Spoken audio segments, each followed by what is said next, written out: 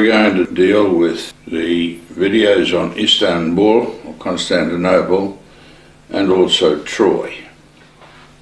We'll start with Constantine being declared emperor at York in the year 309 CE. He was declared emperor at York in Britain,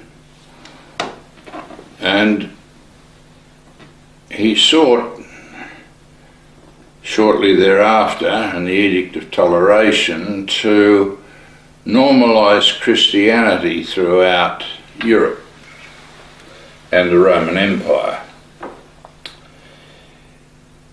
He decided that as they originally, the Romans and the British originally came from Troy and the Walusian kingdom at Troy, he decided that he'd re-establish the empire with a centre on Troy. And he himself was not a Christian, he was a devotee of the god Mithras, which was the god of the army of Rome. And he gave orders to the church to re-establish the family of Christ and also to establish the Christian church throughout the empire. Now, he made errors in that he thought that the Athanasian faction was the dominant faction, and he ordered a council at Nicaea to establish that faction, and he ended up having to march a cohort of Roman troops in 325 into the conference, the council, and he then they exiled 5 bishops, Unitarian bishops, and he thought that he'd established Christianity, and what he did was, in fact, realise that he'd backed the wrong faction, and that the Binitarian faction, who were the Athanasians, were in fact in the minority, and they were not regarded as correct throughout the empire. So in 327 he re-established the Unitarian faith as the dominant faction, and later in his life Eusebius of Nicomedia, who was one of the key Unitarian bishops, they called them Arian bishops to make it look as though it was a more modern faction, but these Unitarians are actually the actual doctrines of the first century faith under Christ. They were recalled in 327. He was then baptised a Unitarian. He wasn't baptised a Trinitarian. He set about establishing a capital in the east at Troy. Now, when they went there, they found that it had severe malaria problems, so they moved to what was then Constantinople, and they established the headquarters of the Eastern Empire at Constantinople. Now, in the year 381, Gratian had appointed the Spanish-born Theodosius, who was himself an Athanasian faction, as emperor in the east at Constantinople. And Theodosius then called the Council of Constantinople, remembering that the Council of Nicaea in 325 was declared defunct and its canons were burnt. In 366 they abolished the Sabbath, and then in 381 the Cappadocians, Gregory of Nyssa, Gregory of Nazianzus, and Basil, established the doctrine of the triune God. So they modified this pagan doctrine of the triune God and declared it as a Trinity, and in 381 at the Council of Constantinople they declared the Trinity and backdated the canons of the Council of Nicaea from 381. So the canons you have at Nicaea now, called the Nicene Creed, is actually a fabrication of the Council of Constantinople.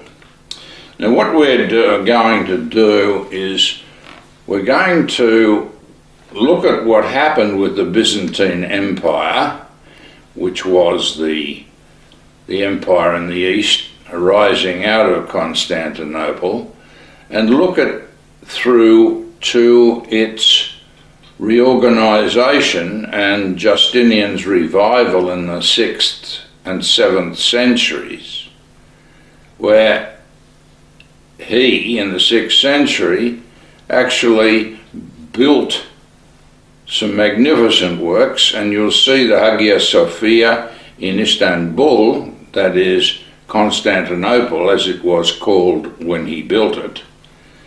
It became Istanbul after the Seljuk Turks had conquered Turkey and renamed it Istanbul.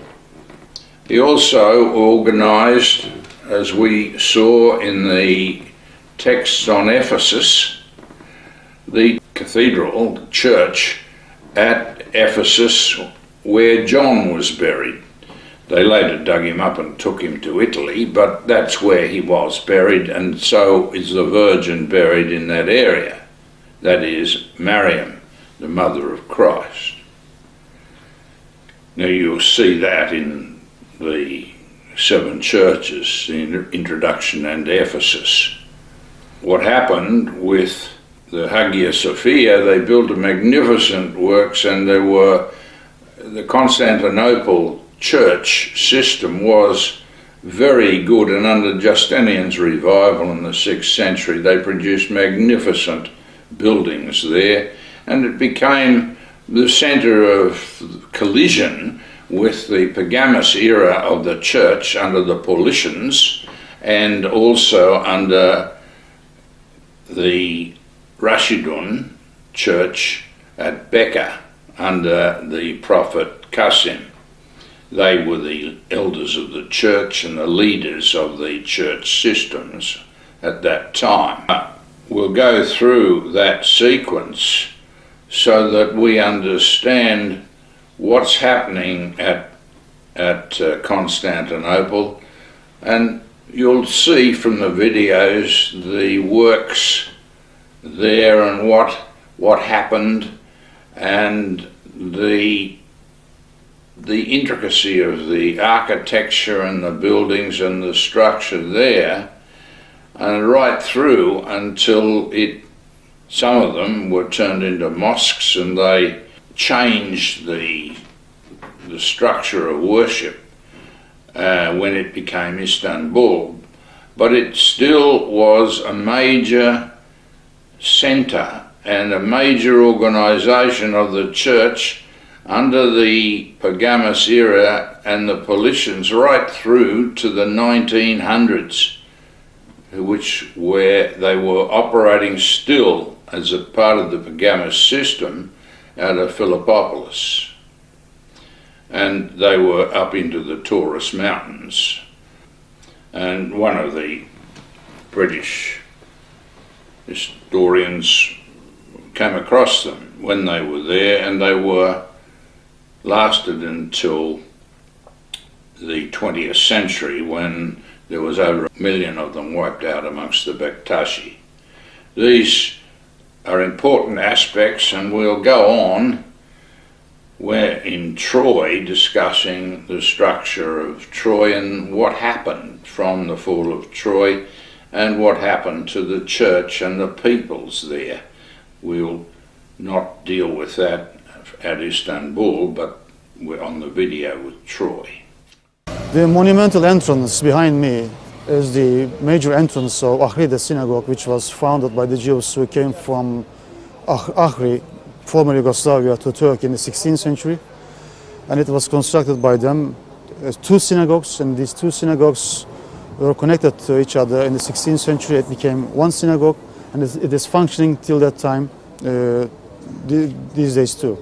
And it was located in Balat. Balat is one of the major sites for three religions, Jews, Christians, and Muslim, and there are three temples of them, a mosque, a synagogue, and a church.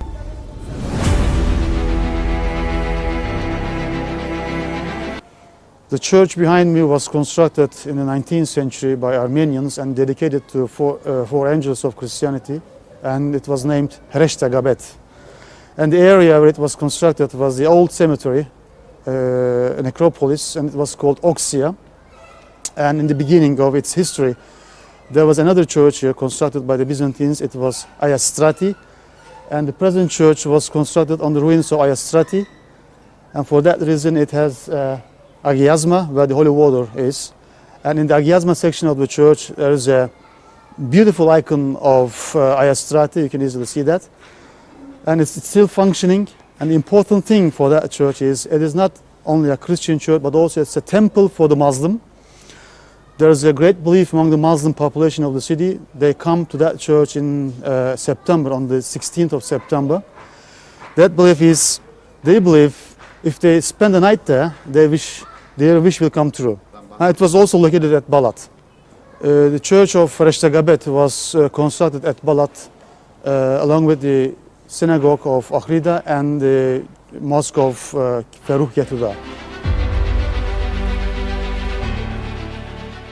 This is one of the religious sites in the same region, Balat, a mosque from the 16th century, constructed by the famous Ottoman architect Sinan in the same age, and with the name Feruh Yetuda. It was constructed in the same periphery of the cemetery, Oxeia, and the reason why we can find some Byzantine columns in the courtyard of the mosque. And along with the mosque, there were several other buildings. It was a complex, and one of the buildings of that complex was the courthouse, which disappeared. It is not surviving to our days anymore. This 16th century mosque was heavily restored 2 years ago, so for that reason we can only see a few things from the 16th century. One of them is an inscription over the main entrance of the mosque, which is in Turkish but written with Arabic script. The location of the mosque in the same region emphasizes the importance of that region. There are three major buildings of three religions: Christianity, Islam, and Judaism, and this is one of them, and all these sacred buildings are very near each other.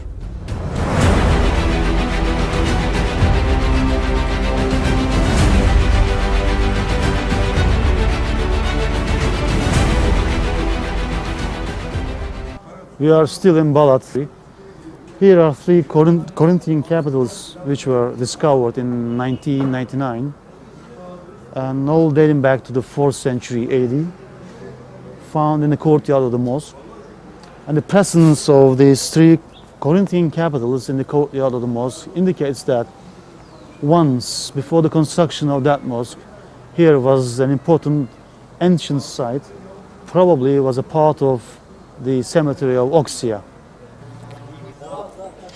Balat is an important district of Istanbul, as it has churches, mosques, and synagogues side by side, and the members of these three major religions, Judaism, Christianity, and Islam, have been living here for 100 years peacefully.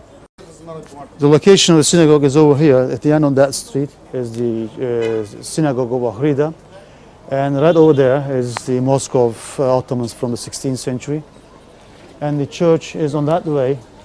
On the right is the church of four angels, archangels of Christianity. These three things are very near each other, and emphasizing the location of this district, Balat, in Istanbul.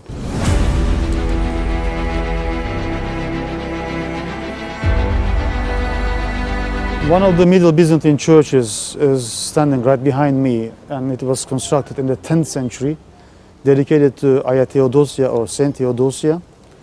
Theodosia herself lived in the time of Leo III, and who was one of the followers of Iconophilus. she supported the icons in his time, but the Emperor Leo III was against the icons, and in his time she was killed, became martyr. And this church, when it was constructed, dedicated to Saint Theodosia, and her relics were kept here in that church till the time of the siege of the city by the Turks in the 15th century. And the people in Constantinople were expecting divine protection from these bones against the Turks, but when the city was captured by the Turks, the bones found by the Turks and thrown away to the sea. It was renamed by the Turks as Gül Camisi, Mosque of Roses, and converted into a church in the time of Bayezid II, and that they used that name, Roses, Gül, still functioning as a mosque in our days. Let's go and have a look inside of former church, present mosque.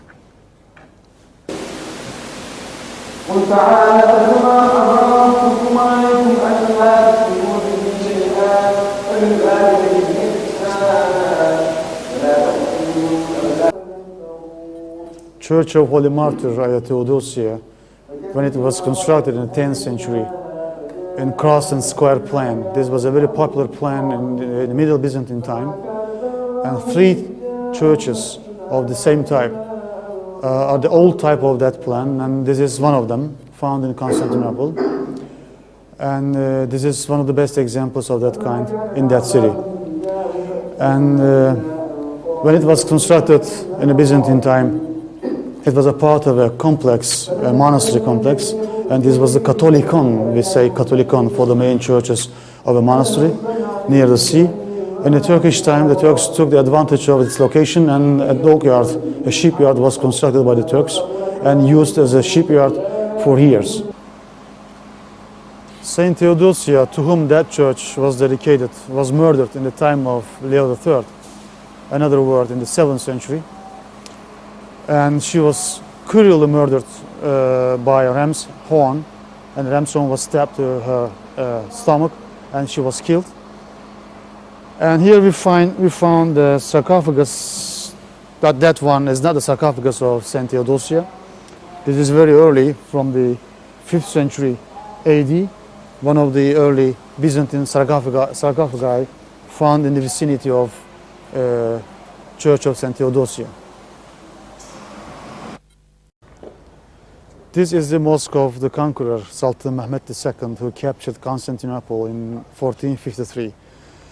It was constructed by him originally, and it was damaged by an earthquake, and after the earthquake it was reconstructed, so the present mosque is not from his time, after him, but it retains its original name. That mosque of the conqueror was constructed on the site of a church. That church was the Church of Holy Apostles of Jesus, and it was constructed by Constantine the Great in the 4th century, and it became the official burial place of the Roman emperors, in other words, Eastern Roman emperors, Byzantine emperors. Among those who was buried here was Constantine Copronymus, in other words, Constantine V, who was one of the iconoclast emperors. But his tomb has never been located, and his bones, after the iconoclast period in the Byzantine history, was taken from this site and thrown away to the sea, like Saint Theodosia. Among these emperors, first one was Constantine himself, and one of them was very famous, Justinian. In his time, as you know, Church of Saint Sophia was constructed, and they were all buried here. And this was one of the major burial sites of the emperors, as I've said. The most important one. Besides this, there were 2 other sites where the emperors were buried, and these were, one of them was the monastery of Constantine Lips, and the other one was the monastery of Periblevtos, dedicated to Mary. In 2001, in summer, during an archaeological fieldwork carried out by me, we found here the only visible remaining part of the Church of Holy Apostles. It's a gigantic column. It was lying in the middle of the courtyard, but unfortunately, these days, it's not visible. It is covered by these flagstones. Under that column is under those flagstones, still lying on that ground. One of the scholars of Byzantine history, or the history of Constantinople, mentions in his book that the site before the construction of the church was occupied by a temple dedicated to Zeus. And his temple here was standing, and the reason why they chose that location for the temple construction as it's a hill. And that hill on which this temple was constructed, overlooking Golden Horn and the other parts of the city. And I think this site was a perfect place, not only for a temple, but also for a church. Probably this was the reason why Constantine the Great in the 4th century changed the function of that temple into a church and dedicated to apostles of Jesus Christ.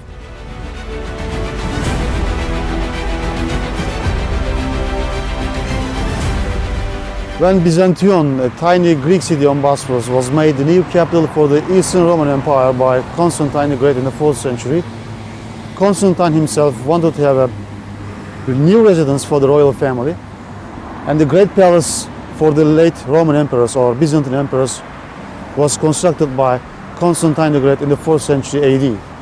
This is the only remaining part, best preserved part of the great palace of Constantine the Great, but it was constructed a little bit later in the 6th century, and it was known as the House of Justinian or Hormisdas Palace.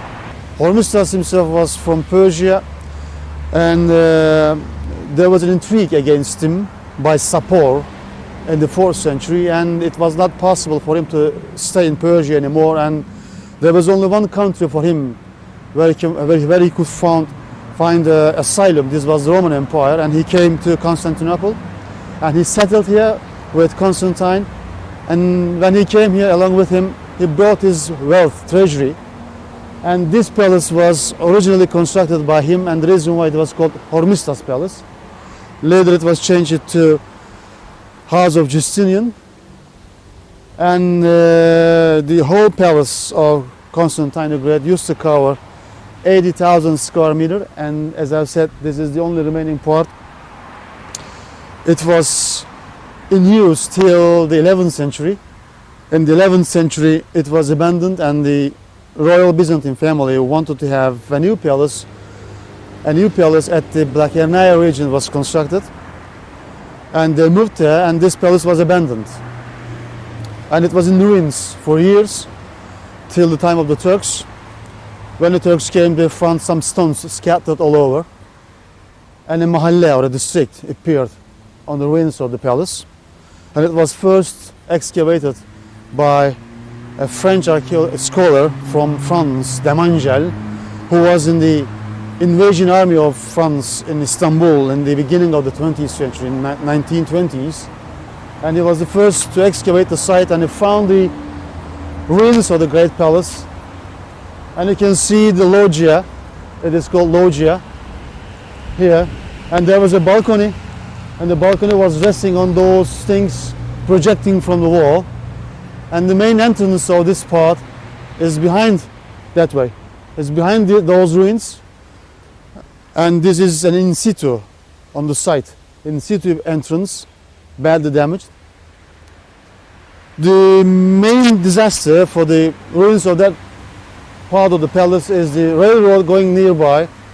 Every time a train goes by, the tremor is shaking the building, and the stones are crumbling off, and the stones coming down, falling from the top of the building.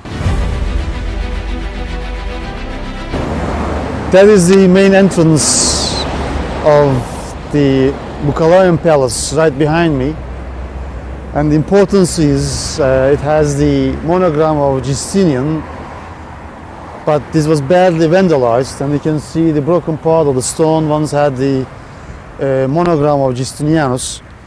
It was a beautiful monogram, but was badly damaged recently in the year 2000. And that original in situ main entrance was opening to a pier, and there was a Byzantine pier here once, and it was imperial pier, but unfortunately nothing remaining to our days except those stones of an arch and the beautiful decoration of the 6th century dating back to the time of Justinian.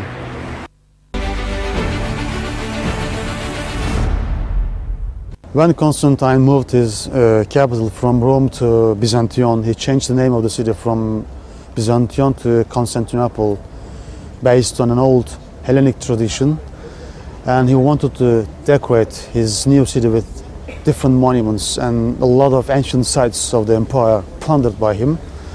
And during this project he wanted to have a beautiful cathedral for the city, and had an intention to have a church constructed in the city with the name Sophia. Sophia was one of the major characters of Jesus, that means wisdom. But Constantine himself was not able to do that. He died, and after him his son came to power. He became emperor. His name was Constantius II. First Saint Sophia was constructed by him in the 4th century AD. And this was a simple basilica. It was a wooden church. As it was a wood church, by a fire in the 5th century it was completely destroyed. This was the time of Theodosius II, and in his time, in 404, in the beginning of the 5th century, second church was constructed by Theodosius I on the same spot. And this was the second building of St. Sophia, and that survived till the 6th century. In the 6th century, during the reign of Justinian, and there was an rebellion against him. This was called Nika rebellion. During the turmoil, violence in the city, anarchy, this second church too was razed to the ground and completely destroyed. When Justinian oppressed the rebellion, he decided to rebuild the church on its original scale. Present building, you can see now, is the third building of St. Sophia, constructed by Justinian in the 6th century. And this was used as a church till 1453. This was the time of the siege of Constantinople by the Turks. When the city was captured by the Turks, it was changed into a mosque, and this was a mosque till 1935. During the use of that building as a church, in the 10th century, main dome collapsed, and the present dome inside, when we go inside, we're going to see the present dome, is not from the time of Justinian. It's an Armenian architect who worked here for the reconstruction of the main dome. So the main dome is not from the 6th century. When the Crusaders occupied the city years before Turks in the beginning of the 13th century, this was a church of those Crusaders. It was a Catholic church. And when Byzantine Empire was refounded by Michael VIII, it was given the old function, an Orthodox church, and this was the case till 1453. During the Turkish time in the 16th century, our famous architect Sinan examined the building, and he realized that the main dome was about to collapse again, and flying buttresses were added to the building to support the main dome. Those flying buttresses are not the work of Sinan. These are late Byzantine work constructed by Andronikos II. And the other side of the building, where the apse is, there are 4 gigantic flying buttresses. They are supporting the main dome.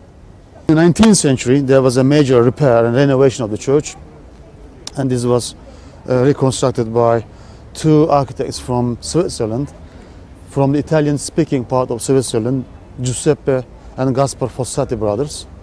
And this was the last extensive repair of the building.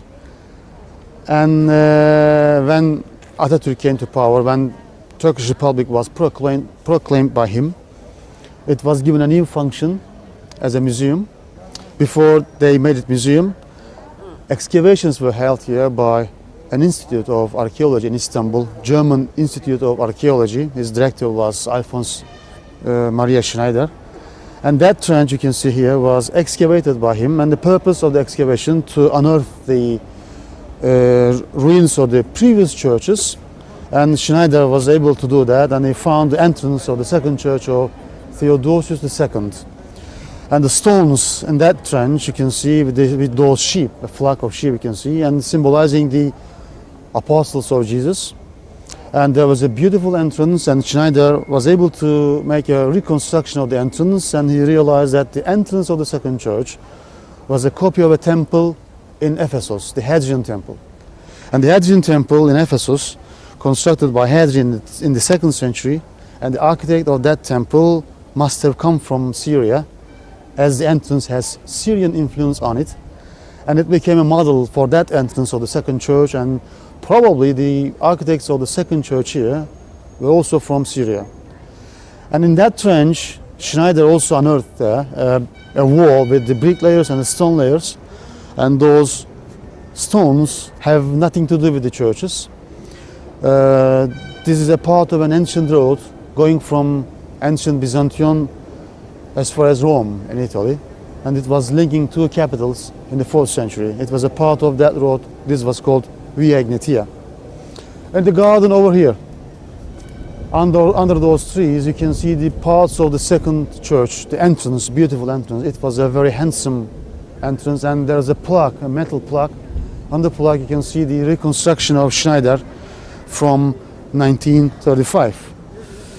After the restoration and the excavations, it was given a new function based on the will of Atatürk, and it's a museum now, still being used as a museum. The name of the building, Sophia, is interesting. There's a profound misunderstanding on that Sophia was a saint, once lived in that city. It's not true.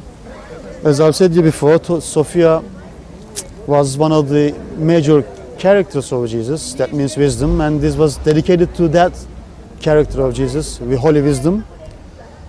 Another major character of Jesus was peace, in Greek peace, Irene, and another church was constructed very near that St. Sophia. This was called Hagia Irene. Two churches are standing side by side.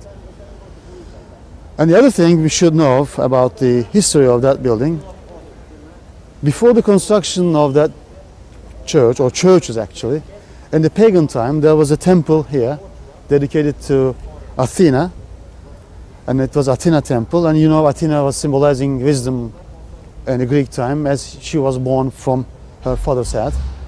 And some scholars believe this was a kind of fusion of two cults. The earlier one is a pagan cult, and the later one is Christian cult. These two cults fused here in a construction of a Christian church.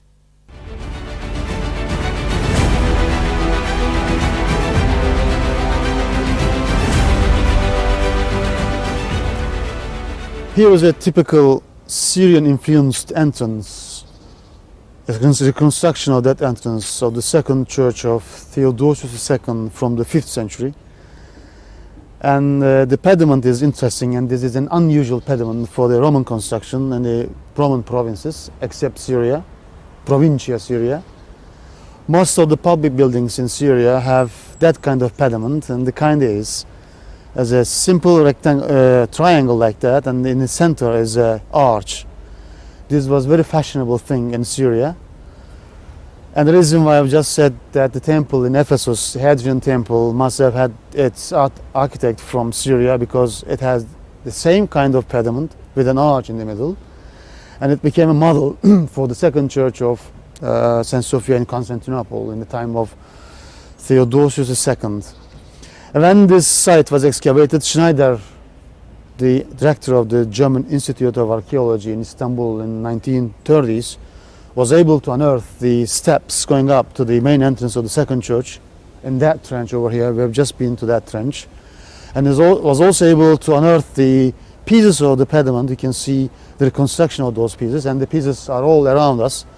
And the top part of the pediment is right over there with a cross on it, and the pillars behind them, you can see the pillars capital, one supporting this beautiful entrance, and right behind that arch there was a vault, barrel vault, and the barrel vault had many pieces of marble blocks, and you can see those marble blocks all around us over here.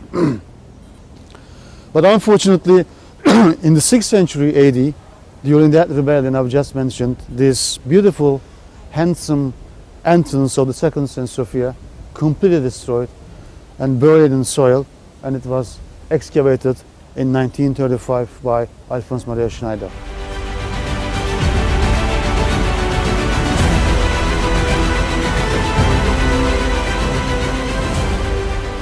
We are in the inner narthex, endonarthex of St. Sophia.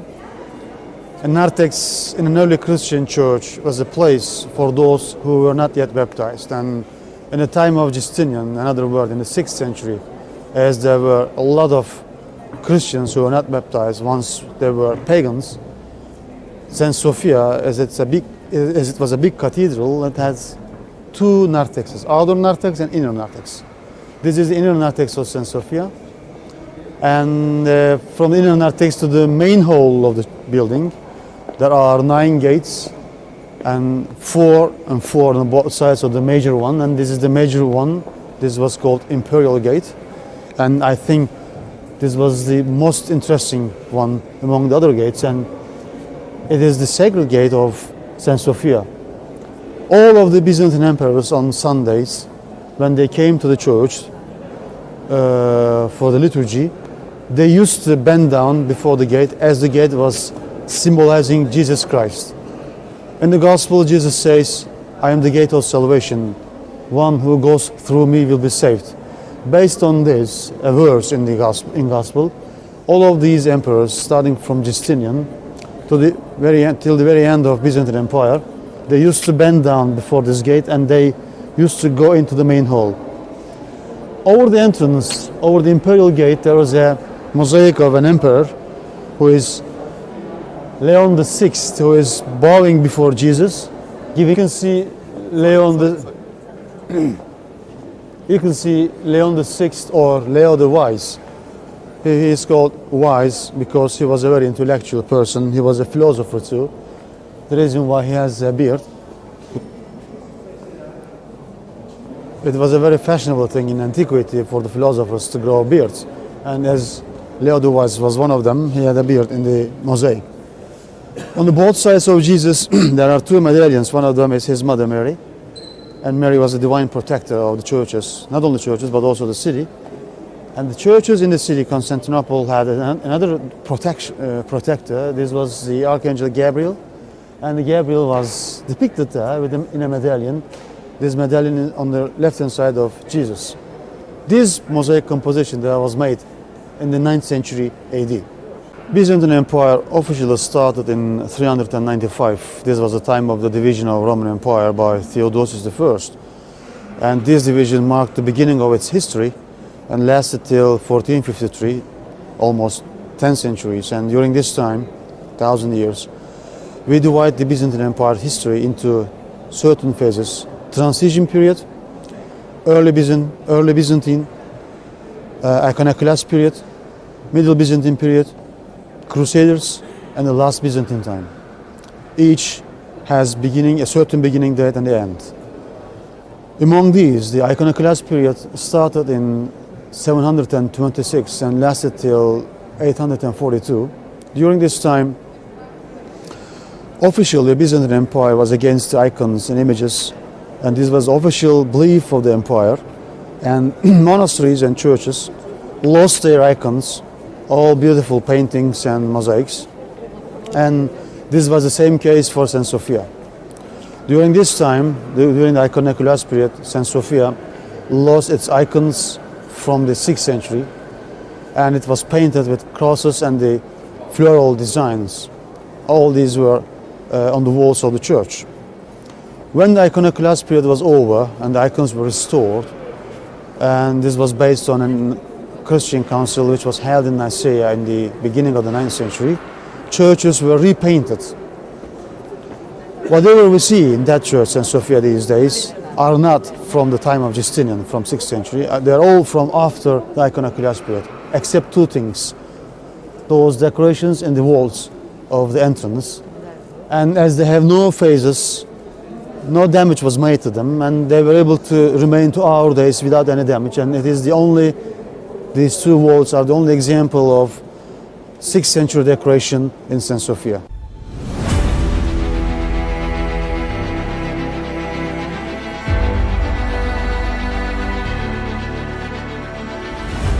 When Justinian decided to rebuild the church on its original scale, he invited 2 famous architects of his time, Anthemios from a Roman city in the west of Turkey, Tralles, modern Aydın, and Isidoros from Miletus. They came to Constantinople and worked here. As they were Roman architects, Christian Roman architects, their work is a typical Roman structure. It's a big, huge church, which is not usual in Byzantine architecture. What I want to say, the church of these two is a Christian Roman church, because usually Byzantine churches are smaller in size. This one is a huge one, very big one, and it's not a typical Byzantine church, it's a typical Roman structure. During the construction of this church, two big temples in Anatolia, in Asia Minor, were badly plundered by Justinian, like Constantine the Great years before Justinian. And the material of these two temples were reused for the construction of St. Sophia. Among the items used for St. Sophia, two things were brought here by the Ottomans in the Ottoman time. Two big containers of marble from Pergamon. And there's a belief that they were made in the time of Eumenes II, who was one of the kings of Pergamon kingdom in the beginning of the 3rd century BC. And they were put here in St. Sophia. In the Ottoman time, they were used for ablution purpose, for washing hands and feet and face, because before every prayer, the Muslim have to wash their hands and face and feet for prayer. And the other thing, material which deserve to be mentioned, are the marble plaques covering the surfaces of the walls in St. Sophia. And that material, marble, is from an island in the Sea of Marmara, Prokendinos by name. In ancient time, it used to be called Prokendinos. Its present name is Marmara Adası. And this was the famous quarry for mining marble in Roman time, both in Roman time and the Byzantine time. And all these plaques are from that island. And the big chunk of marble sliced down vertically, and the veins of the marble plaques matched each other to create a beautiful abstract composition. And this was the beautiful decoration for the Church of St. Sophia when it was used as a church. One of the unusual things in St. Sophia is to see those pagan designs or pagan decoration in the church. They were made by Justinian, but only for their artistic value, only for decoration. They have no religious meanings, and we can see those pagan things here. A triton and two dolphins, and these are the symbols of a pagan god, Poseidon or Neptune, the god of sea, and his signs were made on the walls as decorations.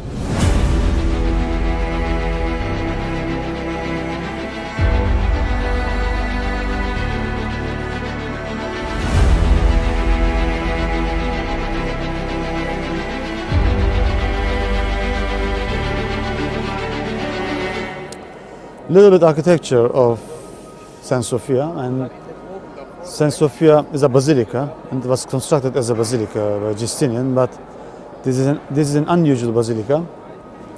We call it basilica with dome, and we have only 6 of that kind in Anatolia, and this is the best preserved one in Istanbul. And the main dome of this church, St. Sophia, is the biggest one in Turkey. And the scale, the diameter of the dome is about 33 meters, and the highest point of the dome is 56 meters high from the ground level. And the dome is resting on 4 gigantic pillars on the 4 sides of the building. And these are the main supports for the heavy dome. And also resting on 2 half domes on the east and the western side of the church. You can see the half domes there.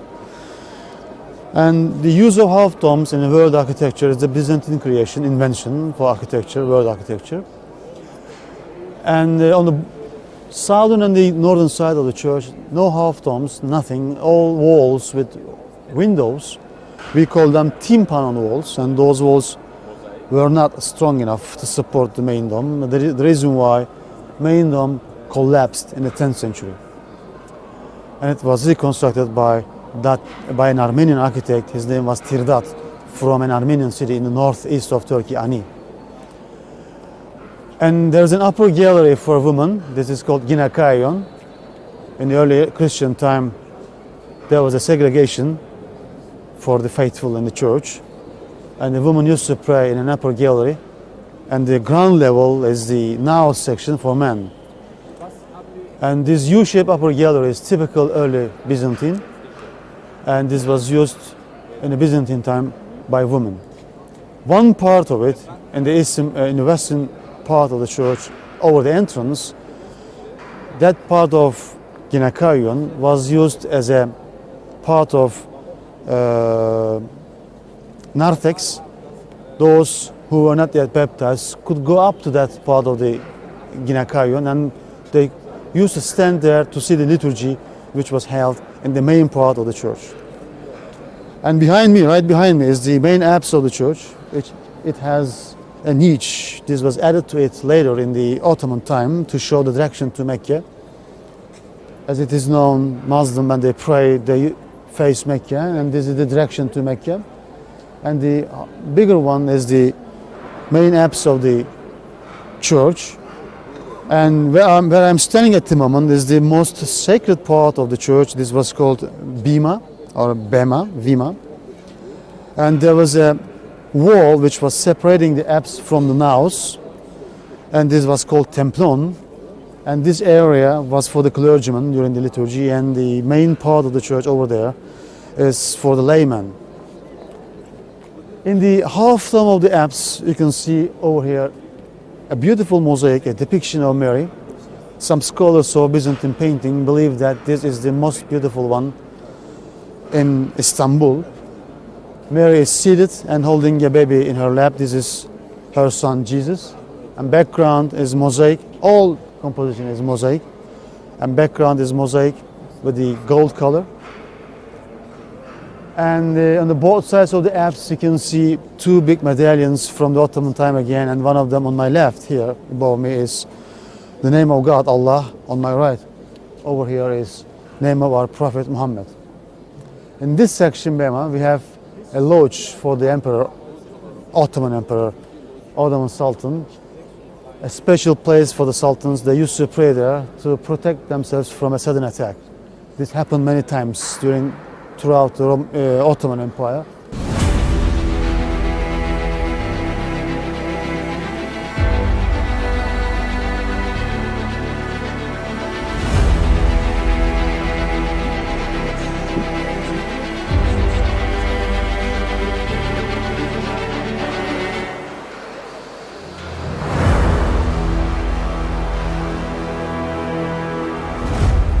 None of the Byzantine palaces are remaining to our days with its four walls standing. So it's not possible to have an idea about their inner appearance. If you want to have an idea about a Byzantine palace inside, you have to come here to the upper gallery of St. Sophia, where I am standing at the moment. This gives us an excellent image of a Byzantine palace, or in the palace a corridor, an aisle. The barrel vault covering this part of gynekaion, painted lately in the 19th century by those brothers who came from Switzerland. They were architects and they worked here for the construction of St. Sophia. And this section of gynekaion has an important point. Over here you can see two people standing there, and this was the special point for Theodora. She was the wife of Justinian, and Theodora was standing there during the liturgy and looking down to see the community standing in the naos section of the church. Underneath the plaster covering the barrel vault in this part of gynekaion, there must be the original Byzantine decoration, and this original one during the restoration of Fossati brothers was seen by them, and during their work they made the copies of this decoration, and they brought these copies with them back to Switzerland and never published. And when they made the copies, when they finished copying those original decoration of St. Sophia, when they finished it, they covered them again with that plaster from the 19th century. The Lodge of Empress, it was made here in the 6th century for Theodora in particular. And as I've said, Theodora was standing on that spot looking down to see the liturgy in the naos. And her site was indicated by these two small columns. Theodora was an interesting woman, and she was born in Antioch in the beginning of the 6th century, at the end of the 4th century, and coming from a poor family. And her family moved to Constantinople in the 6th century. And when she came to Constantinople with her friends, started a kind of new job, and they were running a brothel very near the palace. This was the time of Justin, who was the uncle of famous Justinian the Great. Before being emperor, Justinian himself used to go to that brothel frequently, and this was the first time for him to see Theodora in the brothel. And he must fall in love with her, and after being emperor, he made a suggestion for marriage, and then he married Theodora. And this was a very radical change for her life, and she became the empress, and she was a very courageous woman. In the 6th century, you know, the famous rebellion against Theodora, Nika rebellion, and during the rebellion, St. Sophia was completely destroyed. And she was the one who supported the army, Roman army, and her husband, and they were able to oppress the rebellion by committing a massacre, and 40,000 people were killed during the oppression of that rebellion. And this is the point specially reserved for that Empress Theodora. Theodora unfortunately died of leukemia before Justinian, and right before her death, a beautiful mosaic composition depicting Theodora and her friends made in a church in Ravenna, Italy, Galla Placidia, and there Theodora is very pale.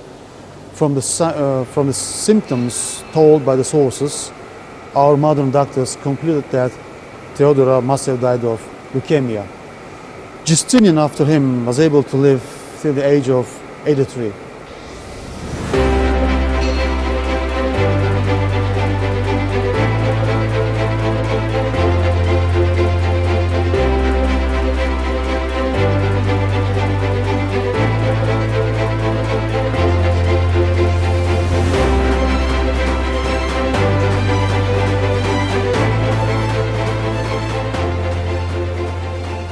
In this section of St. Sophia, in the upper gallery for a woman, this was the Ginacarium, we have two mosaics of two royal families. And on my left, over here, you can see one of the royal families who were reigning in the 12th century.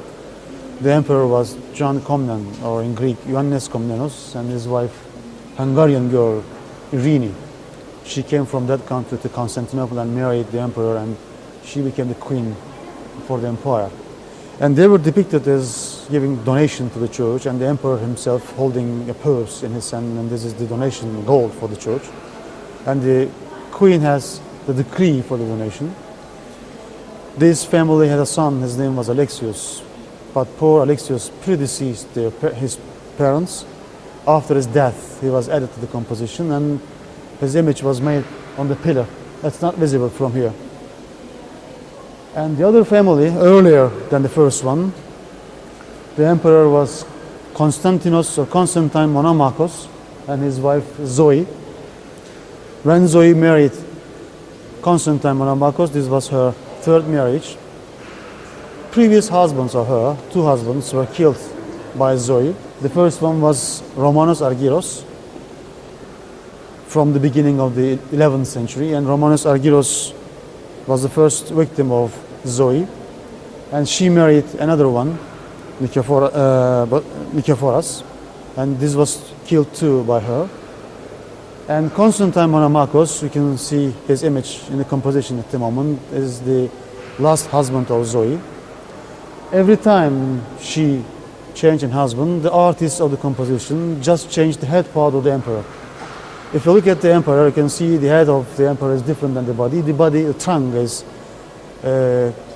Romanus Argyros, but the face is Constantine Monomachos. And they were depicted to giving donation to the church, and you can see the donation and the decree for donation. The important thing for that composition is that the writing, the legend over their heads, it reads in Greek, Basileion Romaion, that means the king of Romans.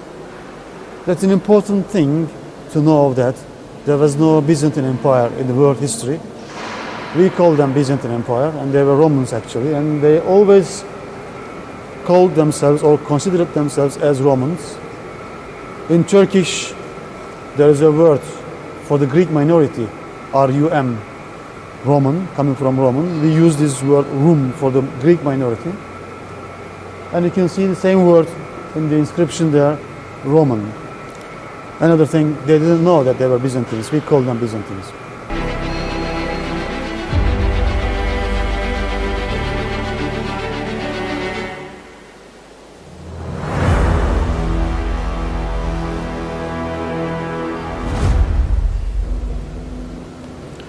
Last thing to be seen before we leave St. Sophia is another composition made after Iconoclast period. And this depicts two emperors again, and one of them is Constantine the Great and the other one is Justinian. All imaginary, because this mosaic was made in the beginning of the 11th century. These two lived in 4th and 6th centuries. In the composition, you can see Constantine the Great is presenting the city because he is the founder of Constantinople, and the other one, Justinian, is presenting St. Sophia to Mary, to the care of Mary, and Mary was chosen by them as a divine protectress for St. Sophia.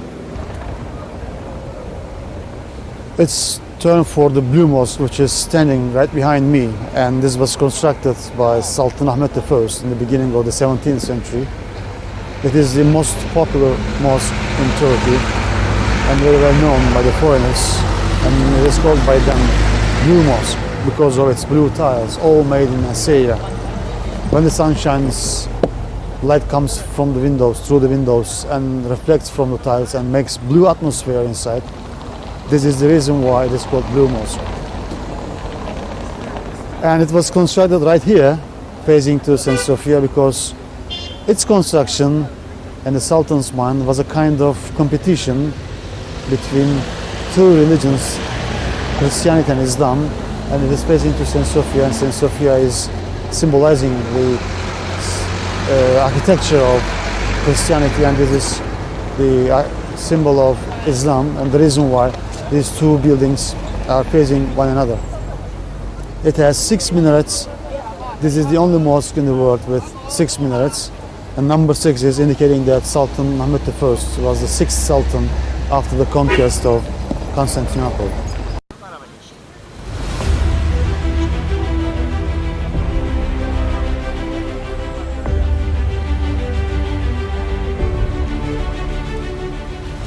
This is the ancient hippodrome constructed originally by Septimius Severus in the beginning of the 3rd century, between the dates of 193 and 211.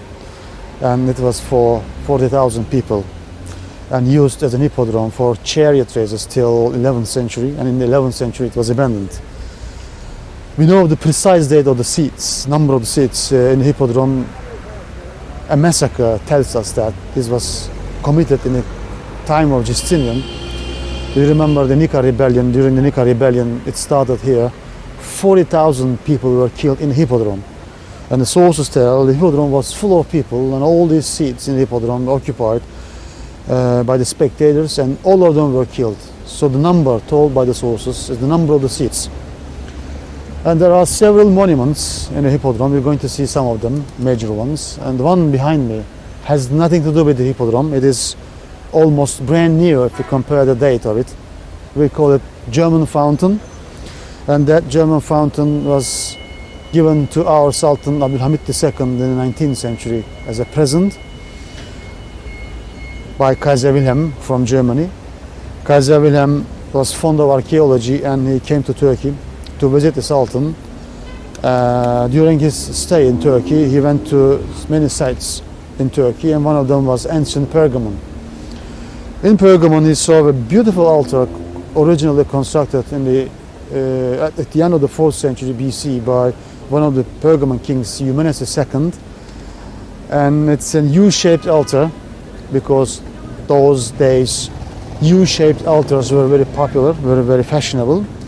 And on the altar there were the carvings of giants and gods fighting. We call it in archaeology Gigantomachia, and this was the best example of Hellenic Greek sculpture. And Kaiser Wilhelm, as he liked this very much, he asked this from our Sultan Abdulhamid, and our Sultan gave it to him. To thank to our Sultan properly, he gave us this fountain, and the reason why we call it German fountain.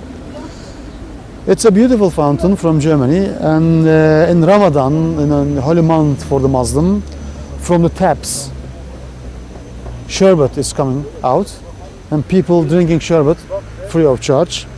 The importance of this for art history, it is symbolizing the Byzantine art after Byzantine Empire, past Byzantine art.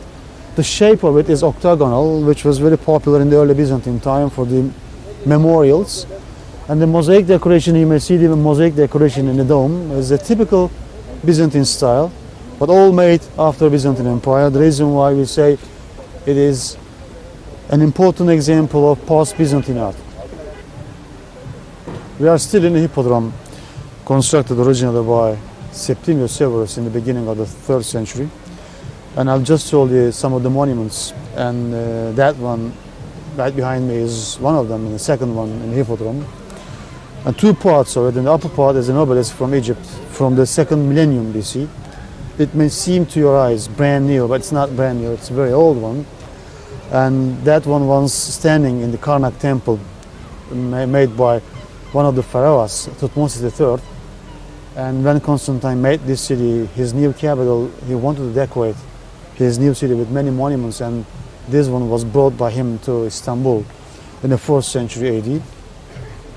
But not the whole part of the obelisk. The upper part of the obelisk was brought to Constantinople in the 4th century. The base part is still in the temple of Karnak. And the writings on it, the Egyptian writing, hieroglyphic writing, is a prayer to god Ammon or Ammon-Ra. Constantine himself was not very fortunate to erect the obelisk in the hippodrome. He died, and the obelisk was lying on the shores of Constantinople for years. And at the end of the 4th century, beginning of the 5th century, in the time of Theodosius I, a beautiful rectangle base was sculptured as a base for the obelisk, and then in his time this obelisk was erected on it. And it is one of the major examples of late Roman sculpture found in Constantinople.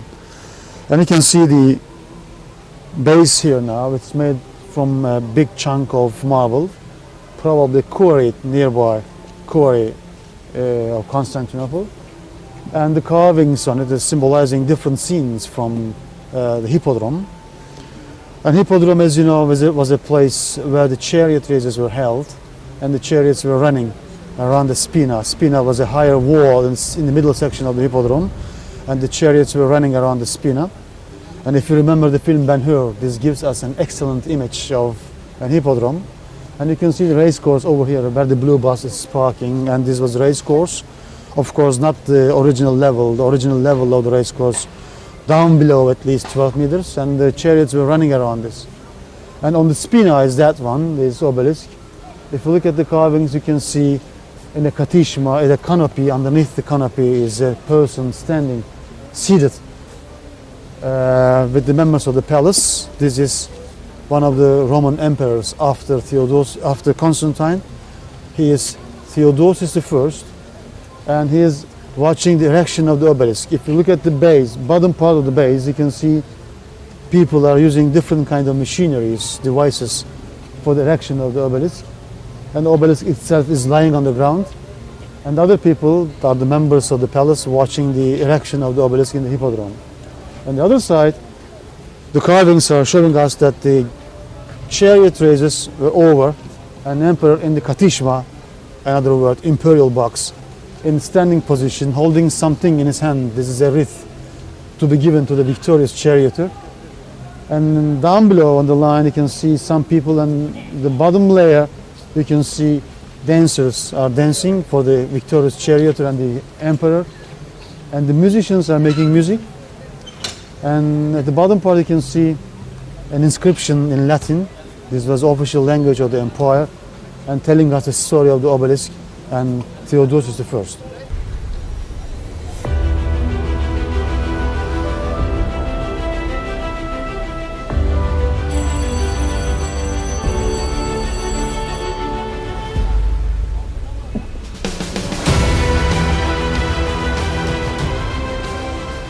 Another monument was brought to Constantinople in the 4th century by Constantine the Great. Is the Serpentine column here behind me. And this is the oldest citizen of Istanbul. It is from the 5th century BC and made by the Greeks after a big victory over the Persians. And there was a terrible fight between the Persians and the Greeks in Plataea, and the Greek army led by Pausanias, legendary commander of the Greeks. And for the first time, the victory remained for the Greeks, and after the victory, they decided that this was given to them by God Apollo, and they wanted to give a gift to God Apollo from the weapons of the Persian army, from the spears and shields. They made a big bronze pot. And this gift was given to God Apollo in his temple in Delphi, and it was erected there. This happened in the 5th century BC. Years after that, in the time of Constantine the Great, almost 1,000 years after this event, Constantine brought this to Istanbul to decorate his new capital, and this was erected here. And the spirals you can see here are symbolizing 3 serpents coiled each other, and on the top there were three serpents' heads supporting a big pot. But they were lost. Till the beginning of the 20th century, it was known that the serpent heads were lost. But a British scholar, an archaeologist from Britain, his name was Casson, examined the Ottoman book illumination miniatures, one from the 16th century, and in the miniature he saw a depiction of a circumcision ceremony which was held here by the Sultan. During the ceremony, people were marching before the Sultan here, and Sultan was giving to them money, donation. And when this was made by the painter also painted the serpentine column with the serpent's heads. So that means serpent's heads were here in the 16th and 17th centuries. So excavations were held around the serpentine column, and he was able to unearth one of the serpent's heads. It's on display in the Museum of Archaeology these days. On the 11th spiral, if you count them from the bottom of the column, on the 11th spiral there are the names of 11 Greek cities. They were allied against the Persians in Anatolia. Over here another column, this is built column. That time this was constructed by another late emperor, Constantine Porphyrogenetus, or Constantine the Seventh. It was built by him in the 10th century AD, and on the surfaces of this built column there were plaques, bronze plaques, and on the bronze plaques were the writings, inscriptions about the fights of his father. It was a kind of archive, but unfortunately those bronze plaques were taken from the built obelisk by the Crusaders in the 14th century. We are in the Great Palace now, and this is the important section of that palace of Byzantine emperors, as you know, constructed by Constantine the Great in the 4th century. That great palace had an important section. This was called triclinium, dining hall, and triclinium of the palace has yet to be located. Some scholars believe, after the discovery of these mosaics down there, some believe that this section, as it has the most beautiful mosaics of the 4th century, this was the triclinium part of the Great Palace. The mosaics here were not known till the beginning of the 20th century, and they were exposed to light after a fire destroyed the houses, old Ottoman houses. They were covering that mosaic. And the interesting thing for those mosaics down there is that none of them is religious, and there is no religious scene, and all about the daily life of the people living in the countryside, hunting scenes, different animals, and beautiful trees and houses, all depicted in those mosaics. And as a tradition in those days, in the capitalist style or Hellenic style in Byzantine, early Byzantine painting, the background of the mosaic is white. And this is the case in every part of this section. And all these mosaics were found here are in situ on the site, on our original site.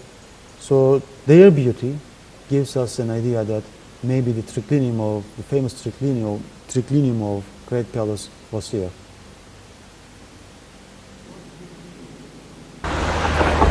In the 4th century AD, when Byzantium was made the new capital for the Eastern Roman Empire, Constantine the Great changed the name of the city from Byzantium to Constantinople. This was an old Hellenic tradition from the time of Alexander the Great. And the new city was enclosed by a wall constructed by Constantine the Great in the 4th century. This was the second wall of the city. The first wall was constructed by the Greeks in the 6th century BC. Second wall of Constantine the Great was constructed in the 4th century AD. And in the later years, when it was realized that the walls of Constantine the Great was not big enough or wide enough to enclose a huge city because the population was growing up, they decided to construct a new wall, and that one behind those fig trees is a new wall from the 5th century constructed by Theodosius II. And the walls have 44 gates. 3 of them were opened by the Turks after the fall of Constantinople. Among those gates, one is very important. This is called Golden Gate, Porta Aurora. Over here, you may see 2 rectangle towers there from the 5th century. Between these 2 towers, rectangle towers, is the main entrance. This was Porta Aurora. After any battle or fight, if the emperor was victorious, he used to go into the city through that gate, and the reason why it was an important gate. Besides this, it's the beginning of an ancient road going to Rome via Egnatia. When we were in St. Sophia, we were talking about 2 churches dedicated to 2 major characters of Jesus. One of them is wisdom character, and this is St. Sophia, or Hagia Sophia in Greek. And the other one is peace character of Jesus, and it has another church, St. Irene. This is Hagia Irene or St. Irene Church, constructed by the same Emperor Justinian in the 6th century. The importance of this church is its location, and it was constructed on a site of a temple, the temple of Artemis of ancient Greeks, and this was called Artemis Lysizonos. And Artemis Lysizonos means belt loosening, and there was an old tradition among the ancient Greeks in Byzantium before it was made Constantinople by Constantine the Great. All pregnant women used to come to that temple to visit the cult statue of Artemis in antiquity to get rid of the troubles of birth. And they used to loosen their belts, and the belts were left in her temple. And there was a belief that if they did this, there would be no pain. For that reason, Artemis Lysizonos, or Artemis belt loosening, was also called Artemis Ilithia, and Artemis Ilithia means painkiller, because Artemis was the deity, a goddess. She used to help the pregnant woman during birth, as she did the same thing, same function during the birth of Alexander the Great. In Christian time, the area was covered in the time of Justinian by a church and dedicated to peace character of Jesus.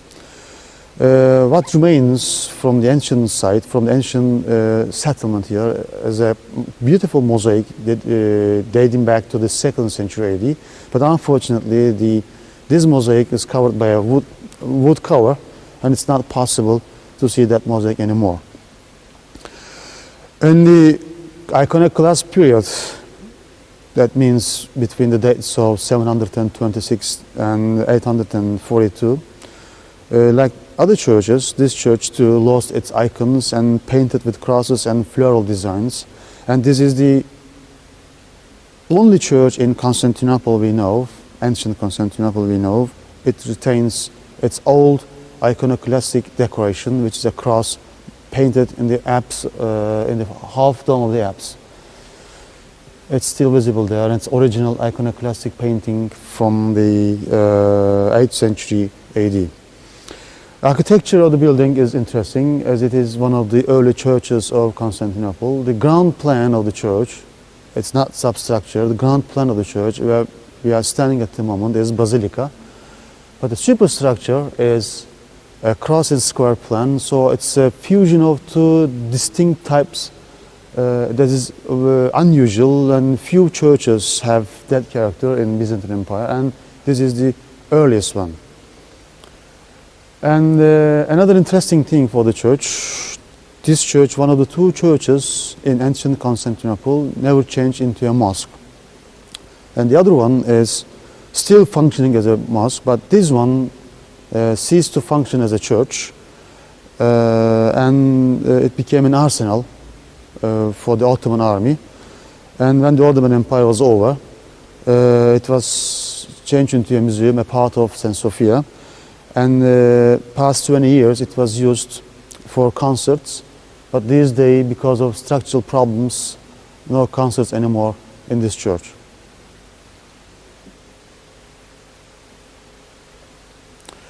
I have to correct some of my words in my previous talk, and I've told you that two churches never changed into mosques in ancient Constantinople after the fall of Constantinople to the Turks.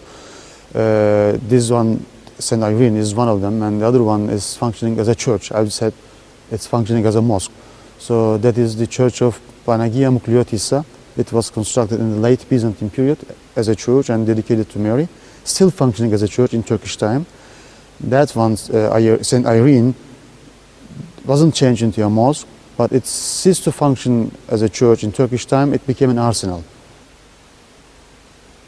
There are a few more words to be told about this St. Irene. When Byzantium was made the capital of Eastern Roman Empire by Constantine the Great in the 4th century, and it had a different name, Constantinople, and this was the patriarchate, old patriarchate here, and this was the church of patriarchate. St. Sophia has never been the church of ancient patriarchate in Constantinople. It was a cathedral. When I say St. Sophia, of course, I mean the first two previous buildings were functioning as cathedrals, and this was a major church for patriarchate. And the monastery it had here in that part of the city as a big hospital. This was one of the major hospitals of old Constantinople, Samson Hospital, and this hospital, as far as we know, was functioning till the Middle Byzantine period. Before the occupation of the area by those churches of Christian time, and this area, as you know, was covered by temples, and the time of a Roman emperor, Septimius Severus, who reigned between the dates of 193 and 211, there were several Roman buildings constructed by him on the same spot. When this church was constructed by Justinian, most of them were destroyed badly. A few things are remaining to our days, and ruins of previous buildings still can be seen outside the church of St. Irene. The column capitals in this church also tell us that this church was constructed in the time of Justinian in the 6th century. If you look at the column capitals, all of them, as you can see here, are Ionic impost. We call them Ionic impost. An impost is a big chunk of stone between the arch and the column, and those kind of imposts have Ionic scrolls, which became very fashionable in the time of Justinian. We are in the first courtyard of the Topkapı Palace, constructed by Sultan Mehmed II after the conquest of Constantinople. And the first courtyard has the Church of St. Irene. Behind me is the second gate of the palace, because the palace is buildings arranged around the courtyards, and this is the first courtyard. And the first courtyard has the first entrance. This is Bab-ı Hümayun. The second one is just behind me is Bab-ı Saad, or Middle Gate. Probably this was constructed a little bit later, after Sultan Mehmed II in the 16th century by Süleyman I. And there's a saying that there's a belief among the scholars that this gate was constructed after the battle in Hungary, and Sultan Süleyman liked the buildings in Europe, and the reason why he had this gate constructed here, as it has European influence on it. Two towers on the both sides of the entrance, very much like those towers in Europe. And behind that is the second courtyard of the palace, and there is the third and the fourth one. The arranging those buildings of the palace around the courtyard is an old tradition first used by Assyrians in Mesopotamia. Courtyard architecture always tells us that this tradition is coming from a hot country. If a country is very hot, buildings usually have terraces or courtyards. So as this palace of Ottomans have 4 courtyards, the tradition goes back to the Assyrian time, from Assyrians to Sassanids in Persia, from them to Byzantines in Istanbul, ancient Constantinople. The Great Palace has the same architecture, and it was copied by Ottoman Turks for the Topkapı Palace. It's interesting, the Topkapı Palace also covers the same area of the Great Palace, 80,000 square meter, same size. Royal family till 1853. Ottoman royal family in 1853 had another palace constructed on the European bank of Bosphorus. This is a European designed palace called Dolmabahce, and in 1853 this palace was abandoned and the Ottoman family went to Dolmabahce Palace on Bosphorus. Museum değil mi? It's a museum diyelim mi? Now Topkapı Palace is functioning as a museum, one of the major museums of Istanbul. Now we are in the church of Kora, constructed originally by Justinian in the 6th century, and the present construction is from the 12th century, Middle Byzantine. And the history is going back to the time of Diocletian in the beginning of the 4th century AD. In Nicomedia, this was one of the major Roman cities in Asia Minor. It's modern Izmit in Turkey.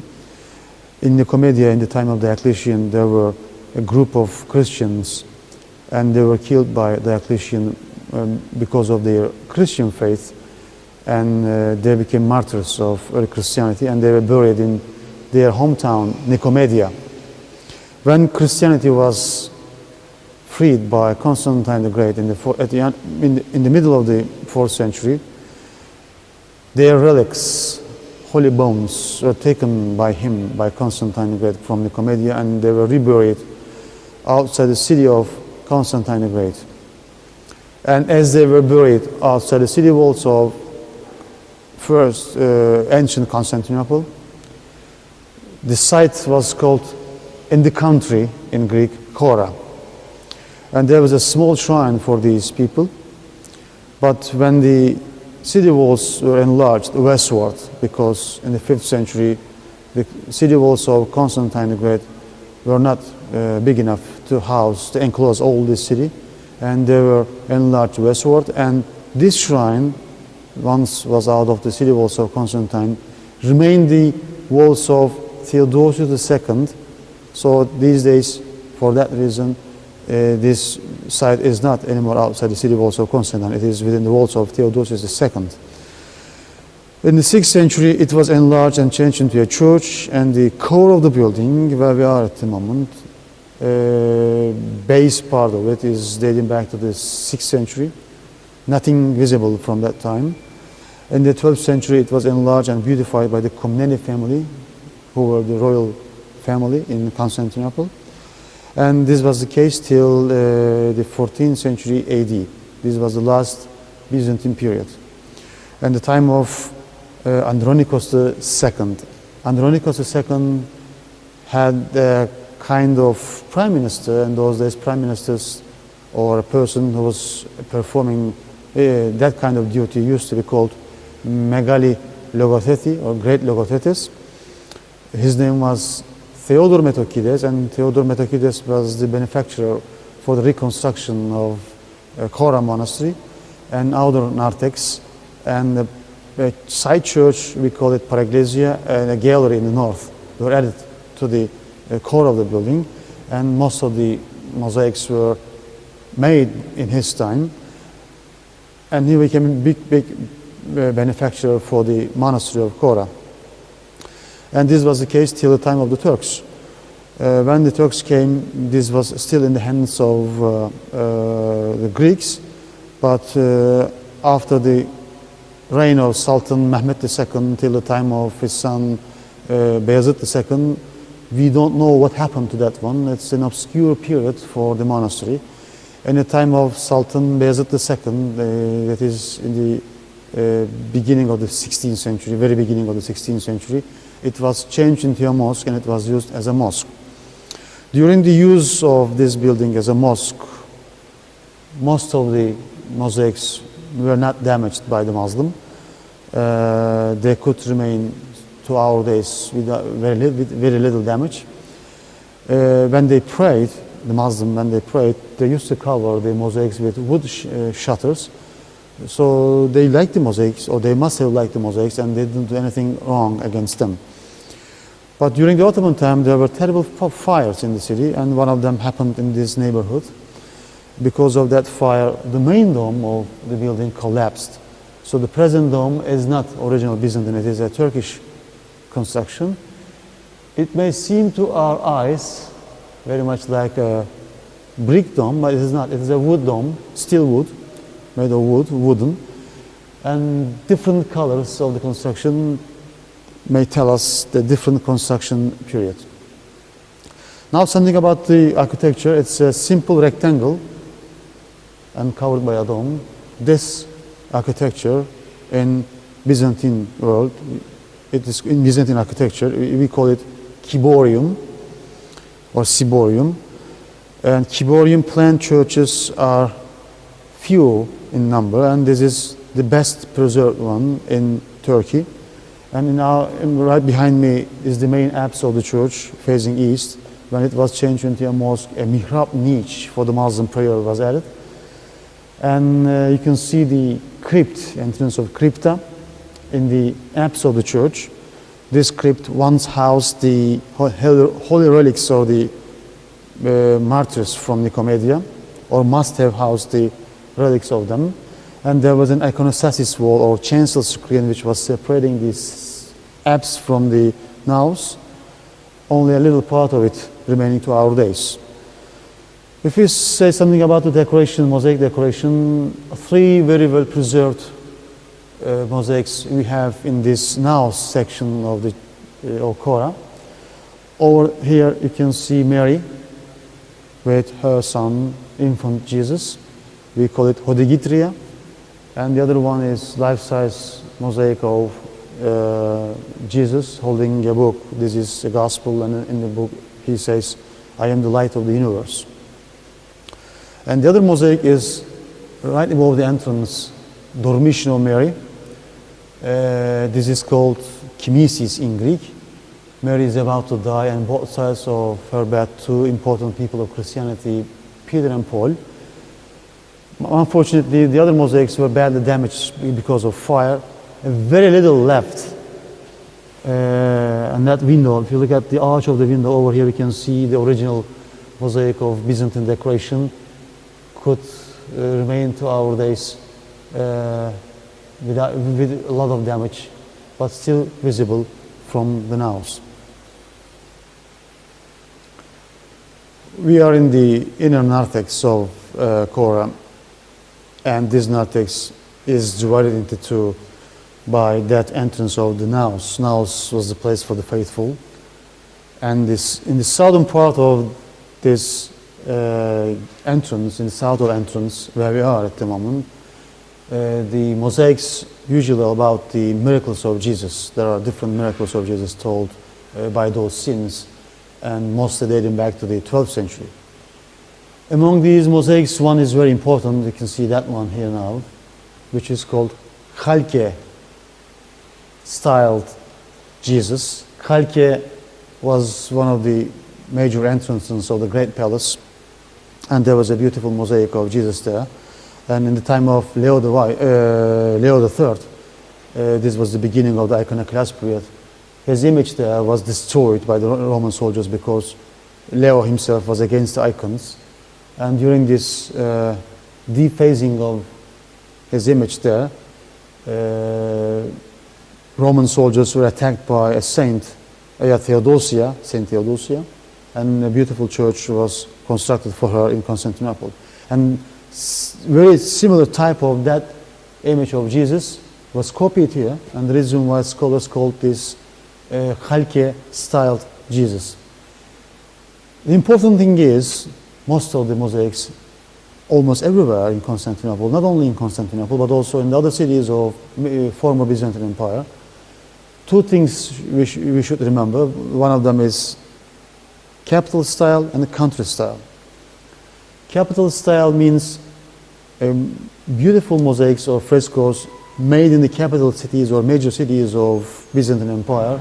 The artists of them try to show their skill by making those. In the country style, meaning of the painting was important, so the paintings or mosaics were not emphasized very much. And if you compare these two to each other, these two distinct styles, you can find a lot of differences between these two. And here we have a beautiful example of Hellenic style or capital style mosaic of Jesus with his mother Mary. The problem of this mosaic is the dating of this mosaic. Some scholars believe that this was made in the 12th century, and the others believe in the 14th century. American Institute of Byzantine Studies, Dumbarton Oaks from Washington, D.C., their work was published, and in their publications they believe that this was made in the 14th century. But probably this is a misunderstanding because this part of the inner narthex is different point of architecture from the other bay. And before the last reconstruction of Theodore Metochides in the 14th century, this section, this bay where we are at the moment, which is in the south of the entrance of the naos, may have functioned as a memorial for one of the members of a royal family, Comneni family. This was probably an important person.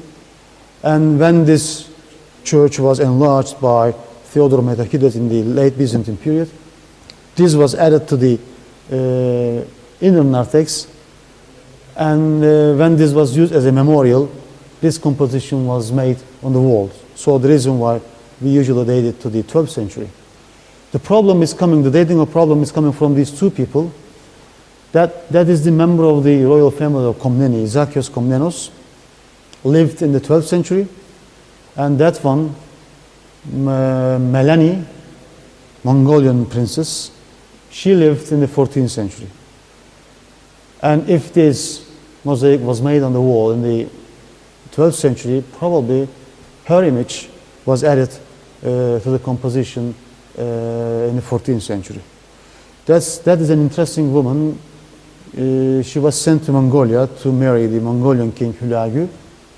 When she was informed on the halfway that Hülagü was dead, and she came back to Constantinople and she became a nun in this church. The reason why she is called Mongolian princess, and she was a benefactress for construction of a church, Panagia Mukliotissa, and this is the only Byzantine church still functioning in Istanbul as a church. And the other section in the north of the entrance of Naos, full of mosaics, all these mosaics about the life of Virgin Mary. It is not very easy to find a lot of information about her life from the canonical Gospels, 4 Gospels. Besides those 4 Gospels, there are 14 Apocrypha. Apocryphal writings are not accepted by the church, but full of stories about her life, and the scenes, mosaics, the story of those mosaics are all from Apocrypha. This is an unusual thing. And the other outer narthex have mosaics. The story of the mosaics are from canonical Gospels. This is the life of Jesus Christ. This is the outer narthex of Kora Monastery Church, and the outer narthex of the church has mosaics, life of Jesus, and the birth of Jesus is depicted here. And before his birth, the other stories were also told by different scenes on the walls, and the beautiful mosaics were made. Over the entrance, you can see there the famous mosaic of Jesus with the name of Kora. This is the name of the church. And that image of Jesus here is the best example of Hellenic or capital style found in Constantinople.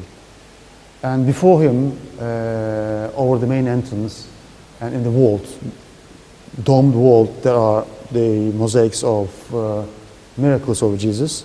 But most of the mosaics in this outer narthex are about the life of Jesus and from the canonical Gospels. We are in the narthex section of the Kara monastery, and this was constructed by Theodore Metochides, who was a great logothetes of the Emperor Andronicus II in the 14th century. As he liked this monastery very much, he wanted to have a burial chapel constructed next to the main core of the building, and this was made by him, and when he died he was buried in this chapel.